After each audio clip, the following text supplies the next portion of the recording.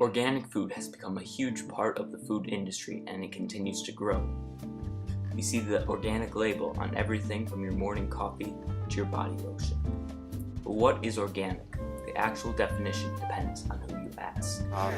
Unfortunately, I don't know that there is kind of a standard for like how organic food is considered to be organic versus non-organic,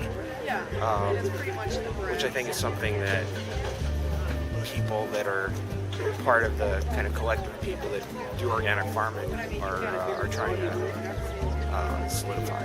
The Merriam-Webster Dictionary tells us that the definition is of relating to, yielding, or involving the use of food produced with the use of feed or fertilizer of plant or animal origin without employment of chemically formulated fertilizers, growth stimulants, antibiotics, or pesticides.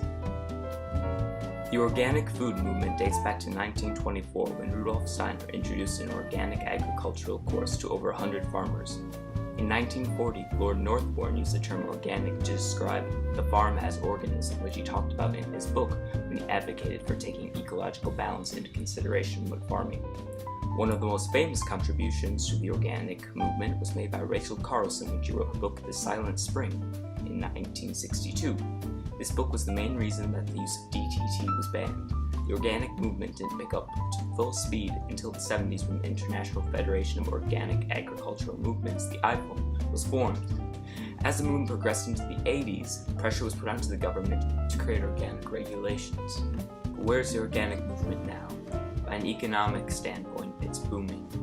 A reason for this is the appearance of organic foods in grocery stores and not just at farmers markets. You notice some of your main chains here, Metcalf, Century, Woodman's, Cops, they have a whole organic section now. I think there'll be a breaking point. You know, if it grew enough to where that's what we're all doing, that would affect the prices, and of course that would help it grow too. I mean, if it was as affordable as regular food, I think more people would do it. But part of it is it is harder for us to, like for me, for buying chicken feed, it is pricier, and it needs to be because of what we're putting into it. If organic food was mass-produced, it might be considerably cheaper to make. I think as long as there's more request for it, more demand for it, I think the price will come down.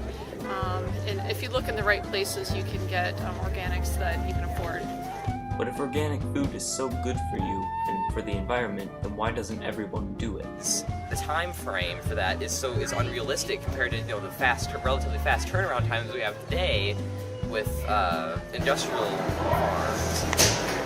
It would take substantially longer to raise a cow without any buffs to its growth rate. Non-organic food is much cheaper, a lot more convenient, as a much longer shelf life. Something that's very interesting though is that it takes less energy to grow organic food, but it requires more land than non-organic food. But do we have enough land to grow it? Organic fruit, nuts, and vegetables are smaller compared to conventional farming. For example, walnuts grown with conventional farming yield 2,267.99 kilograms per acre, and organic methods only yield 453.6. One of the issues with organic food is the labels are misleading sometimes. Whether you buy organic food or not, which is a personal choice, you should always be able to tell what you're buying. This could possibly help solve a lot of things in the food industry. Thanks for watching.